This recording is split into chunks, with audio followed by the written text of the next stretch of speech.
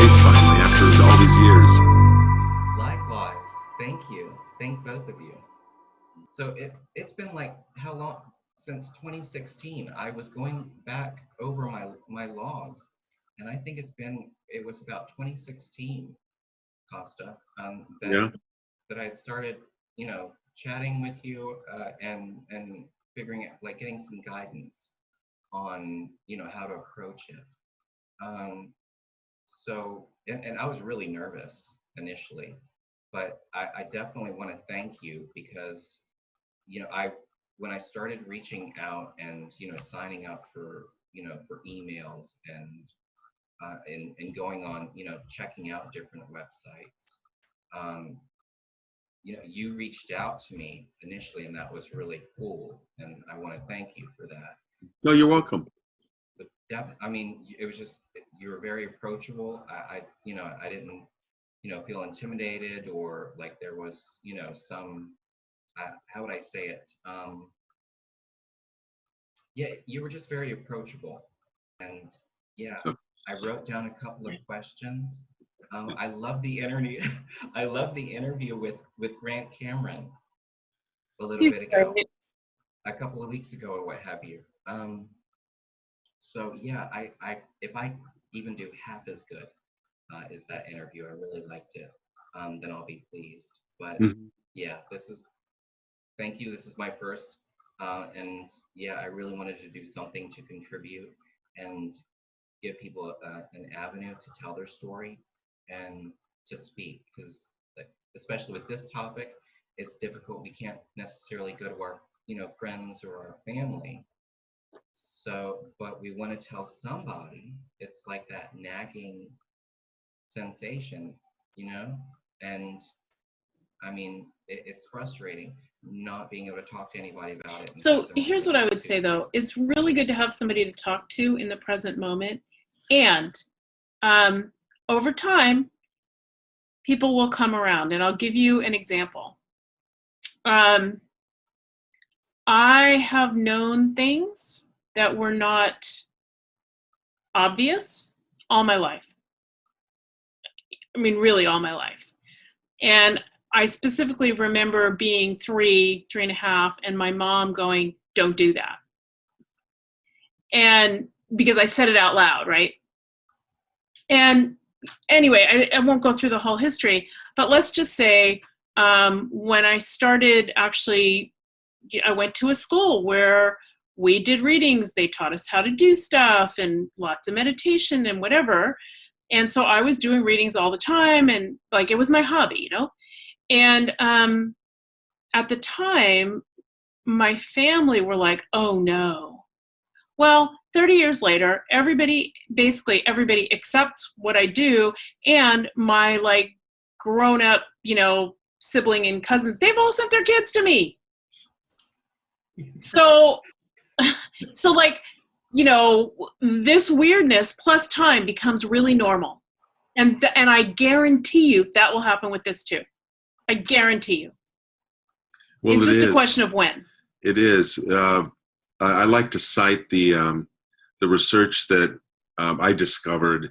I don't know if you've heard me either write or talk about it, Kenny.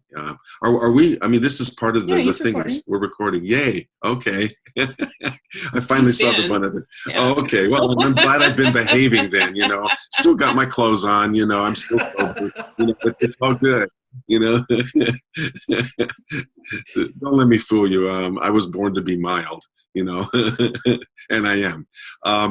What was I talking about? Oh, the statistic about the yeah. And there was a research done by a Dutch firm. They're still around. They do online research for different clients. I don't know who their client was in this particular case, but somebody paid them money to do an online poll of different demographics, like 24 different countries across different societies, cultural beliefs, religions, whatever, kind of a smattering of the diversity of humanity that was part of this poll, 24,000 people. And you can see it you can get it online and all that. So these are real numbers, and it was real research done rigorously by someone who does this for a living. So it wasn't just like someone taking a Facebook poll and say, hey, how many of you out there believe in aliens? So, no, this was the first of its kind that I had seen, and I have a degree in computer science and minor in mathematics. So when I saw that someone was gathering these numbers and had tabulated them and had come to conclusions, I was just over the moon, so to speak, because the topic was about extraterrestrial civilizations, and he had a lot of questions. But the two questions that stood out in this research, and by the way, there is a point to all this, to what Hollis was saying and what you were referring to earlier. The two questions that stood out were, how many of you believe that star civilizations exist, not just like a microbe under a rock on some far-off planet somewhere, but actually full-on civilizations, functioning societies, interstellar. And then of the big percentage of people that answered yes to that, they drilled down, and of them, they asked a further question, which was the sweet spot, which is, well, okay, you believe they exist. Should we be communicating with them? Should we be contacting with them? Should we be talking? And a big chunk of those people, percentage, also said yes. So that's the sweet spot. Those two questions for me drill down to what we do with CE5, which is we acknowledge the civilizations are out there, and in fact, they're here, many of them, and we do the communication. So I took that research and I extended it just from those two questions. I mean, they asked a lot of other questions, but like I said, those two were the sweet spot for what we do. And I was really curious, like, okay, this was a certain sample that was demographically diverse and accurate, probably plus or minus 4%, the usual kind of polling parameters that you get. I extrapolated the numbers, and here's what I came up with on a global scale from that little bit of research. And the number's 1.3 billion people. 1 out of 6 people on the planet believes there are civilizations that are developed and that we should communicate with them. And that's an impressive, incredible, WTF number. Out of the 7.8 billion people on the planet now, 1.3 billion can be said to say, oh yeah, they're out here, they're here, we should talk to them. So to both of your points now, the good news is that I'm sure that number wasn't that high when we were young, and we are people of a certain age, youthful in our hearts.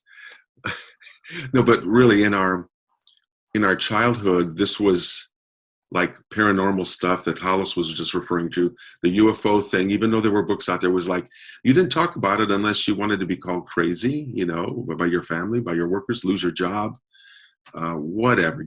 I've known people that were committed in this community who told me their stories, that they were actually committed by family members.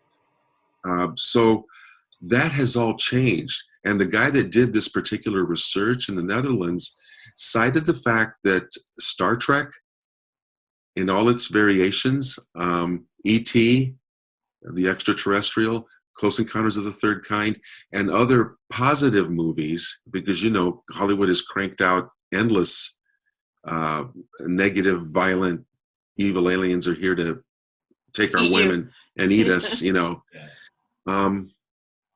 But anyway, the positive movies had really opened up the generations that came after us. We grew up in the 60s. And so what we have now is a far larger openness that allowed Hollis to be accepted as what she does, which is she's an amazing clairvoyant and clairaudient and reader. And that has brought other people around to her in that field. So in the same way that that's happened in that paranormal field, our ET field has also expanded thanks to all those movies, the good ones. Little aside, I really dislike the word paranormal. It's normal. Get over it. Well, okay. Sorry. What's the new normal? Yeah, the old paranormal is the new normal. There you go. So things have evolved, and it's happened within our lifetimes. And who knows what's to come after that, right? We have 1.3 billion people.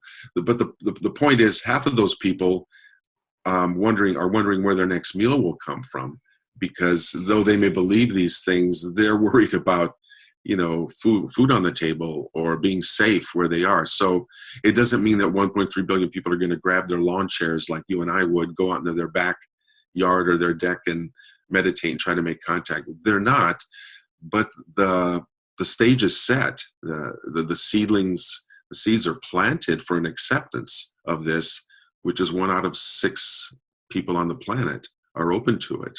So take heart, as I would say to anybody who's listening to this, that nothing is static, and the trend of evolution is that people are opening up to this topic more and more. They're not closing down. It's only going in one direction, which is wider and wider and wider acceptance. So it's like, hang on, you will find company wherever you are, and then they'll find company, and someday this is going to be the new normal, really, where it's so widespread.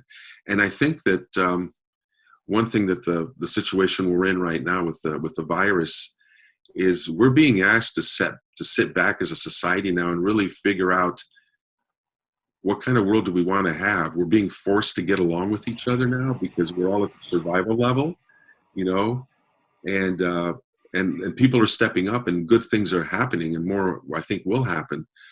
But I believe that once we prove through this crisis that we can get along and maybe start solving our problems and sharing our resources, stopping wars and all that, I think our star friends who are watching all this, and in some cases, many cases, helping us in ways we don't know, they will be able to approach us then more physically and openly, because we won't look at them as someone whose skin is the wrong color, or who pray to the wrong person or love the wrong person, because we'll have started to accept ourselves a lot more, which makes it possible to accept however different they might be or the same.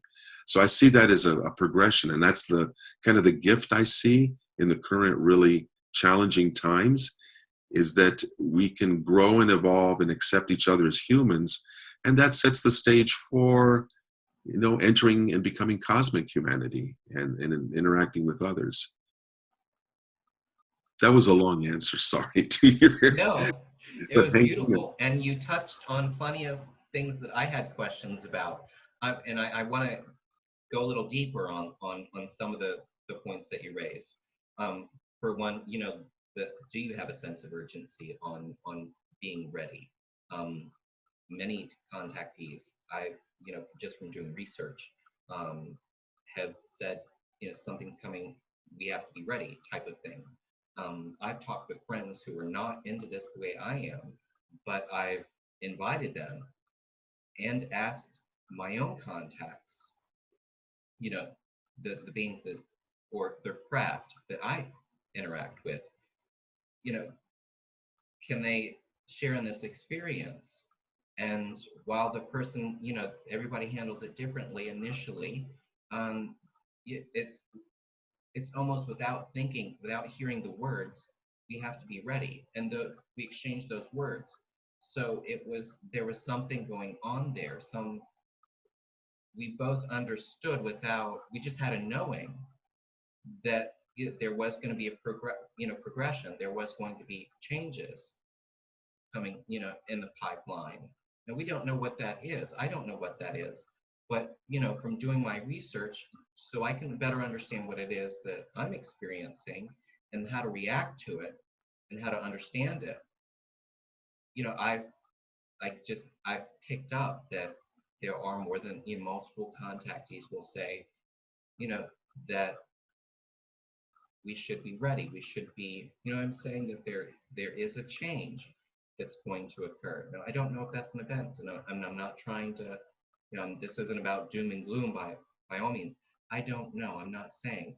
That's just my question, is what it can't, it's not just me, but I've witnessed it between me and one other person, where we just exchange those words that we got to be prepared. And, it's very neutral. I don't have any insight into it. I just know that was a shared thought. And it didn't seem to stem from any type of stimulant or any type of motivation. It was, literally, it was like one of those things. First thing in the morning, wasn't good morning, TV wasn't on, nothing. Something's coming, we got to be ready. And I mean, those were the words that were exchanged. Something's coming, and I said, without even hearing the words, we got to be ready. And Mhm. and this And was it's before always, this December 17th events, before the big reveal of December 17th of 2 years ago, yeah. yeah, 2018. ah, So that was, yeah, because I gather from you, Kosta, your message was gather as many people in as many places as quickly as possible, right?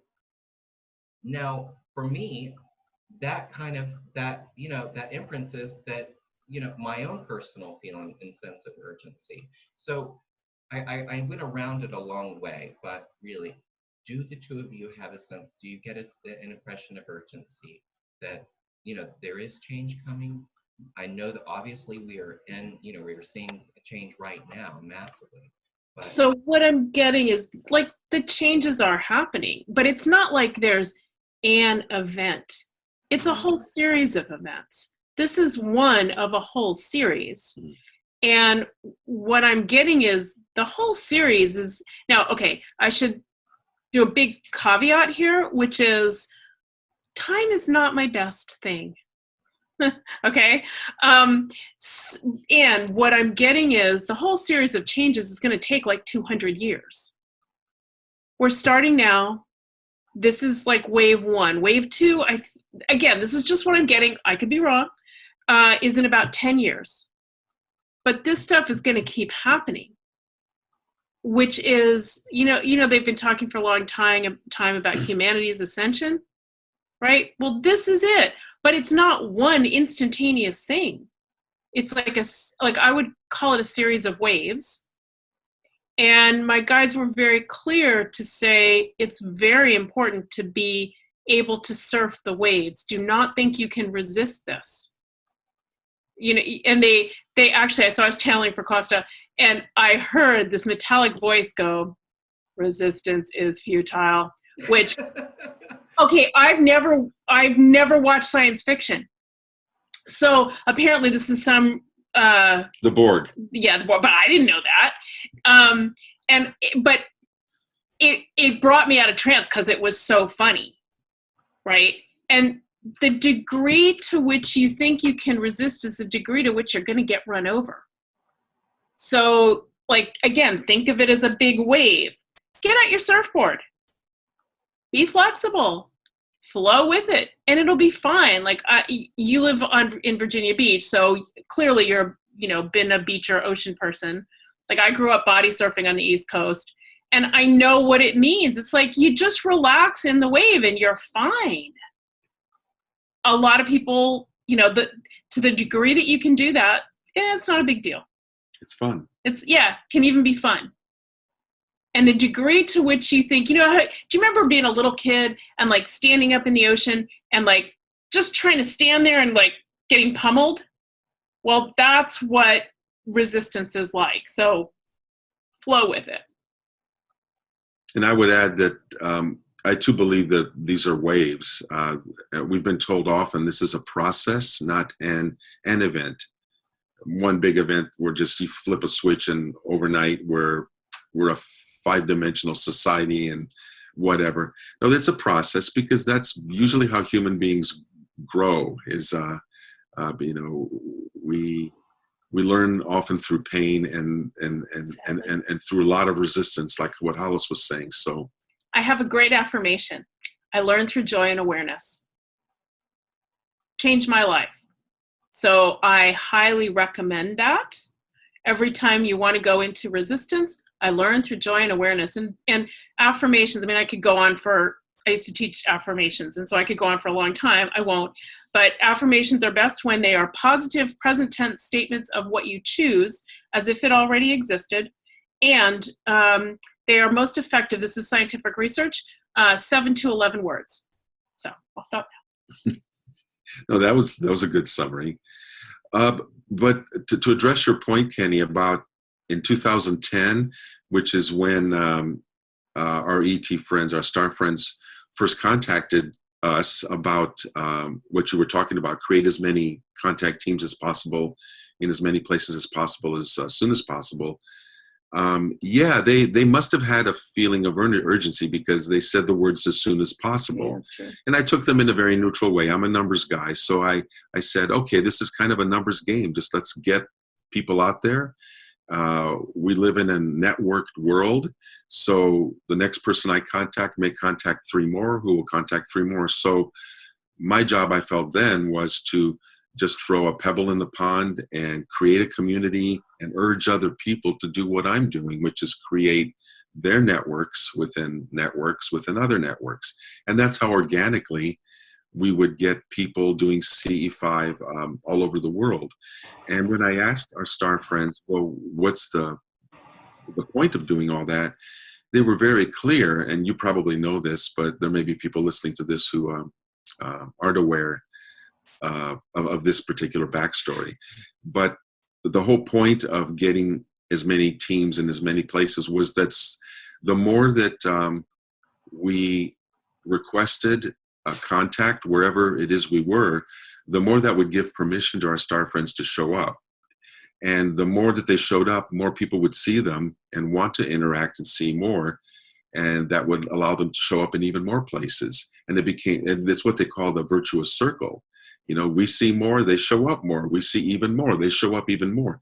And then I asked, well, what's the point of all that? You know, that'll keep growing bigger and bigger. That's kind of cool. But what's the end game?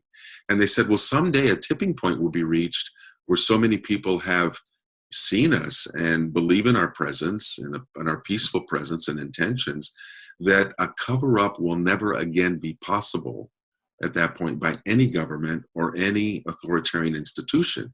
Because up until now, 70 years down the line, this cover-up has been going on and has hurt a lot of people. As you know, we've been called crazy, lost our jobs, been institutionalized, been made fun of, snicker. So this tipping point was really very important that they were talking about, where suddenly it would just wash over. This tidal wave would come in and it would be impossible now. Nobody would believe governments or anybody else anymore when they would say, move right along now, nothing to see here, nothing to see. They'd say, well, screw you. There's a lot to see here. And I just saw it. And my friends saw it. And their friends saw it. So let's start talking about that into the future rather than what you've done to us in the past by covering this up. Well, thanks to a conversation with the STAR teachers, who are partners with my friend Debs Buller. Last year, we learned that 2019 was the year that tipping point I was just talking about was reached. It is now impossible anywhere in the world for anybody to cover any of this up because people will say, I don't think so. We have evidence. I know someone who's had an experience, and on and on. The cat's out of the bag, the genie's out of the bottle. Choose your metaphor there. So 2019 was a huge year, we're told, where the promise that was made to me in 2010 to get some of this started found fruition. It found success 9 years later. So I feel good about that. And I think everybody in our CE5 community, because this has been a group effort, not my effort, everybody deserves the credit for showing up, standing up, and doing something, which is making contact. And I want to mention, too, the second thing we were told about 2019, another big milestone that we reached, was that because of our same efforts over those 9 years to keep making contact, we gave permission for the Prime Directive to be removed. So fans of Star Trek, etc., and other science fiction will know about the Prime Directive as being, star civilizations do not interfere with the planets they're visiting as much as possible, or not at all, actually. But in 2019, we were told by the same STAR teachers that they're not using that prime directive anymore. It's now permissible for them because we have asked so much for, like, we want to see you, we want to contact you, we want to talk with you, come, let's dance. You know, that's Hollis's thing. She wants to dance. Yeah. We had done so much of that it became a tipping point too. So now they're telling us that we need to keep requesting their help in this current situation and any situation. And as long as we request it, which is our free will, they are now allowed to, in the word's not intervene because it's by consent. This is mutual consent. They are now allowed to help us to a full degree, where before they had to hold back, except for preventing nuclear war. They were allowed to shut down many incidents where war could have been triggered. And probably most of those we'll never hear about unless some whistleblower comes through in the future and writes a book or makes a movie and says, you guys didn't know how close we came this time, and this time. And then something weird happened. There was a malfunction, or we saw some object in the sky and it shot whatever. They intervened for that, but held back. So now we have not intervention, we have cooperation now. So I talk about this as a partnership. And I urge people listening to this as they do their CE5 to reach out to they've told us that they are elder brothers, sisters, and cousins, not gods.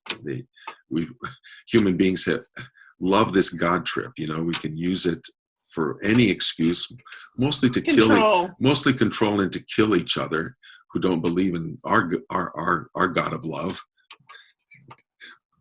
who doesn't love you, but he's a God of love, right? Yeah. Anyway, don't get me started on religion.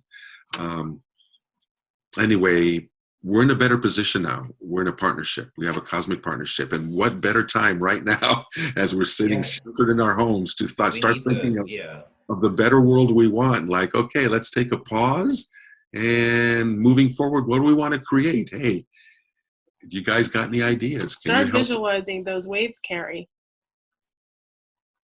Visualize what you're choosing, right? Rather than going. Somebody recently said, worry is a negative prayer. I've seen that. I've seen that. Thank you for that. You're welcome. Well, it wasn't me who came up with it. And that really stuck with me. Like, focus on what you're choosing. Focus on the positive. Because you're going to create whatever you focus on, right? What you focus on expands. That's really true. So focus on what you're choosing. Believe that it's at least possible. You don't have to believe it's going to happen, right? You create your reality through your beliefs. It's an old thing. Let me highly recommend, if you have not read the stuff from channeled through Jane Roberts. It's the best stuff I've ever read. But you create your reality through your beliefs. You just have to believe a better world is possible. And then start visualizing and watch as things happen. You'll be amazed. Excellent. So getting back to CE5 and the messages, and I just want to, for people who may not know, who haven't, for the people who may not be in the choir, how many would you say? You're in how many countries? I believe 20 states? Well, there's two sets of statistics. In general, our community is in more than 100 countries.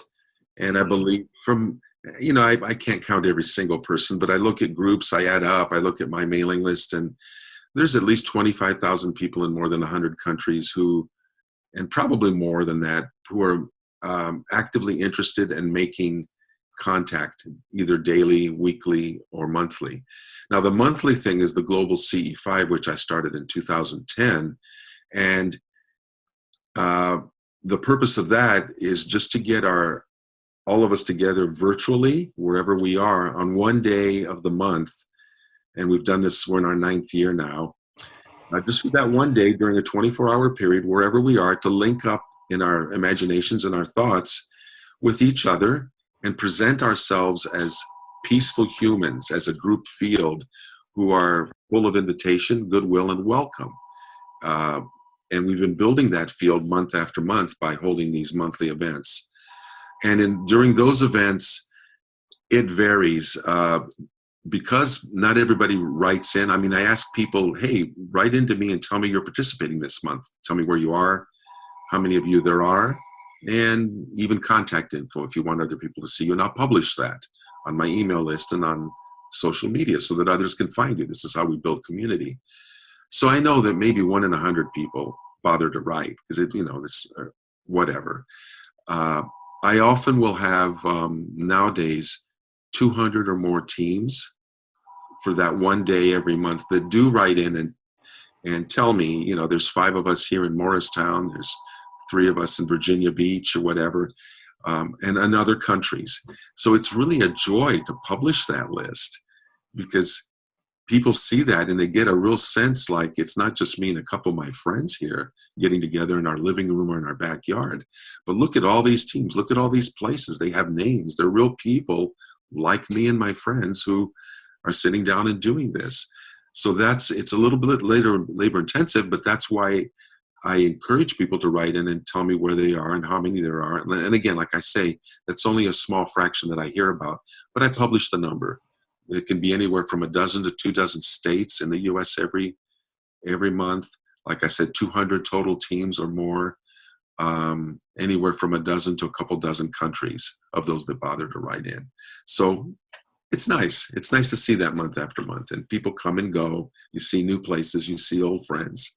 I know that you're aware of that because you've been on the mailing list for quite a while that we've been talking. So you've seen how I hope how useful that is. And I've seen it grow too. Absolutely. Whether it's on Facebook or ET Let's Talk. And yeah, so you'd say over 100 countries, like worldwide. Yeah. And for about 10 years? Yeah, we'll be finishing our 10th year this September, I believe. Maybe it's October. Wow. Yeah, I can't believe I've been doing this a decade. Because it was a decade ago that our star friend said, hey, would you start organizing teams in all these cities so that we can reach our tipping point? Yeah, Hollis is going, wow. Wow, 10 years, wow. But it's been worth it, and we're still doing it. We've reached this milestone, a tipping point, and it's wonderful, but we still have a lot of work to do to get this really out more into the mainstream. Because even though a lot of people believe that contact is possible, there's probably a lot of them that we're not able to reach yet, who, if they just knew that we existed, and this is why podcasts like yours and other people who have media are able to help, which is you publicize what we're doing, we're promoting, and somebody who has the core belief that this is all possible will suddenly see or hear a podcast like this and go, you mean I can do this? Like, sign me up. How do I learn? And that's where we step in, and others like you step in. We're all teachers. We don't have a corner on this. The idea is not to have a corner on this because it's whack-a-mole. If anybody ever wanted to shut this down, whacking one mole, they can't. 10 more pop up. Get one of those or 2 of those and 3 more pop up. That's the brilliance of a network. A network means it reroutes itself. If you remove a node in the network, no problem. It finds another way. So we are a community, but we're also networks within networks as we promote this practice and as we continue to reach more people. So the idea is to continue to reach people, and that's why we're grateful to you for talking with us right now and spending some time with us to talk about this.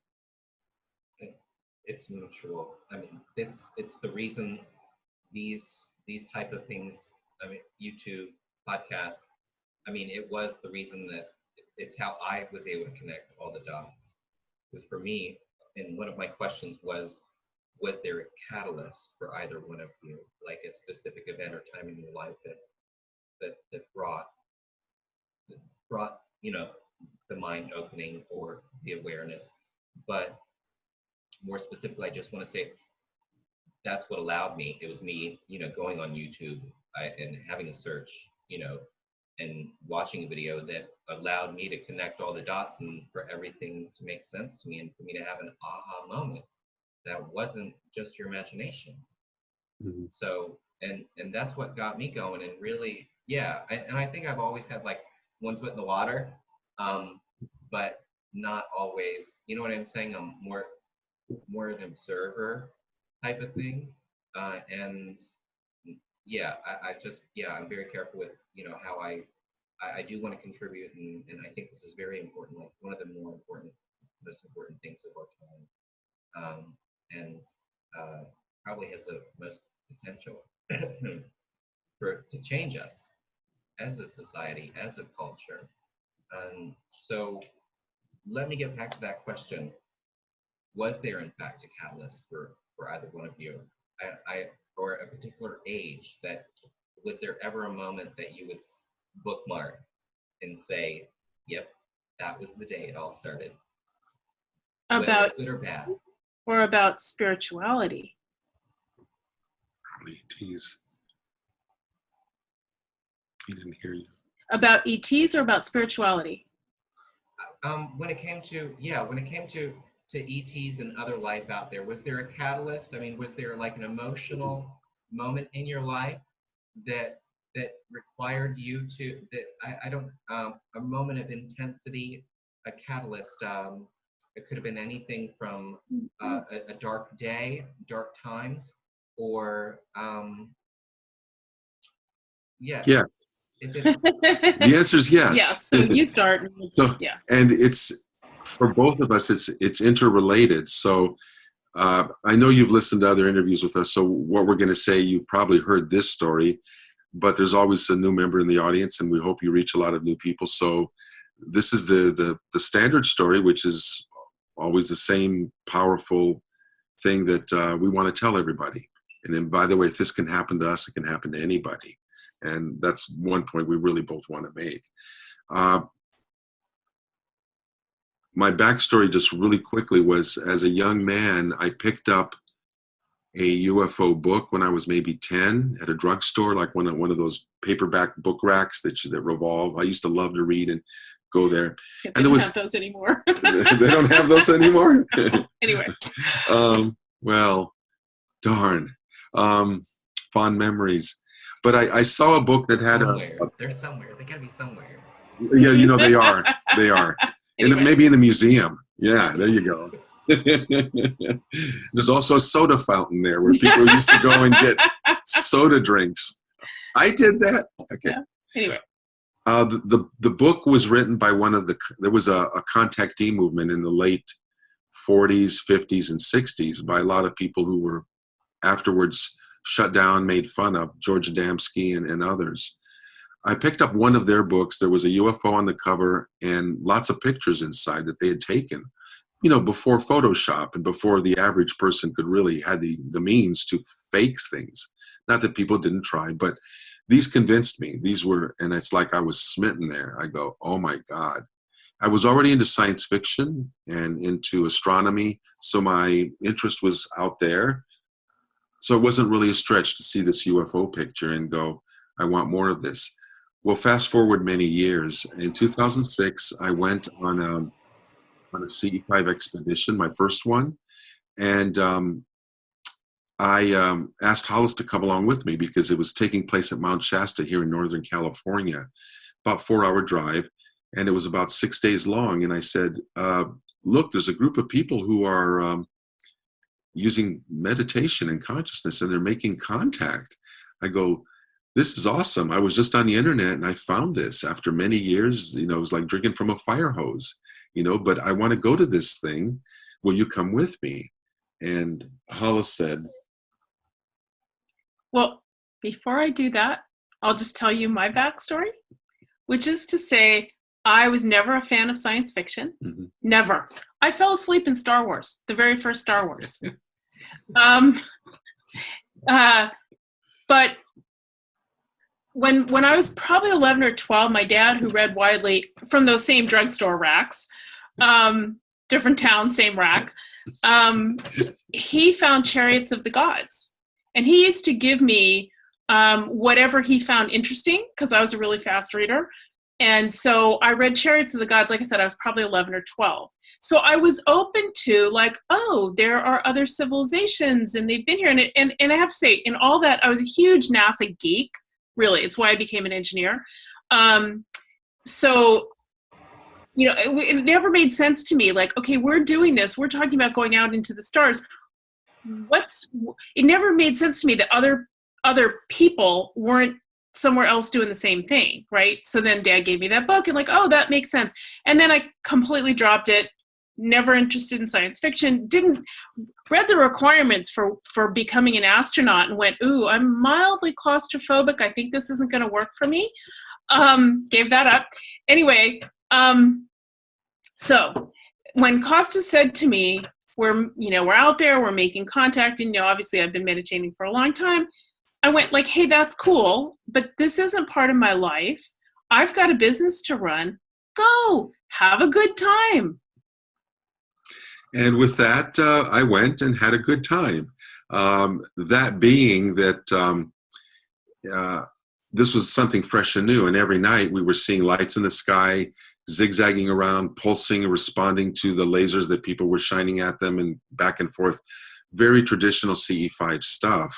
Orbs in the trees close up. I mean, it was a visual circus in a good way and really eye-opening and made me very happy. Well, two things happened during that week. I'll describe the first one now. It was my practice that every morning when I knew that Hollis was having her coffee back home here, I would ring her up and describe to her what we had seen the night before, because this was all fresh and new, like I said, and I was quite excited, like a fifth grader, and she would listen. Now, about the fourth morning, as I was getting ready to talk to her about the night before, she stopped me and said, wait a minute, before you tell me what happened to you, I've got a story for you. And I'm going to myself, what could be more exciting than what I saw last night, But go ahead. Go ahead, little lady. No, I'm teasing, but no, but I actually thought for a second, wow, this has got to be good, because I know her. She doesn't exaggerate and make stuff up, or she wasn't messing with me. If she's stopping me from talking about seeing lights traversing the sky and jets chasing them from the military and all that, this has got to be good. And cue Hollis. So the night before, I was sitting in bed reading. It's a normal thing I do. Time to go to bed. Close up the book, put it on the nightstand, turn out the light, and now I'm like sitting up in bed ready to scooch down. And I should say, I have very, very good night vision with my physical eyes. So as my eyes adjust to the darkness, which they do quite quickly, I realize there are 4 little beings standing around the foot of the bed looking at me, with maybe a 5th one behind them. They are 3.5 to 4 feet tall. They're kind of translucent white. They have large heads for like a skinny neck and a skinny shoulders, like it's a different proportion than a human. I'm assuming they're bipedal, but I don't know because I can't see through the bed, right? They're standing around the foot of the bed. And I hear telepathically this very sweet voice go, who are you? Okay, so my mind went blank. Okay, and I should say, there are waves of love coming off them. Like before I even hear the telepathic thing, there are just waves of love coming off these beings towards me. So while I'm shocked, I'm in no way afraid. Like, who could be afraid of that much love? But I hear this, who are you thing, and it's like, and my mind went blank. My mind doesn't ever go blank, and my mind went blank. And after a while, I thought, and I mean, it seemed like forever. It was probably like, 10 or 15 seconds, but it seemed like forever. And we're like staring at each other. And, and then I think to myself, oh, I should ask them something. What should I ask them? And the only thing I could think of is, where are you from? Which, in retrospect, the better question would have been, how did you get here? But, Did you come through the door or the window? Completely unprepared. And again, so I think to them, where are you from? And what I hear back is, very, very slowly, Arcturus. And so the next morning I tell him the story. I'm like, is that a place?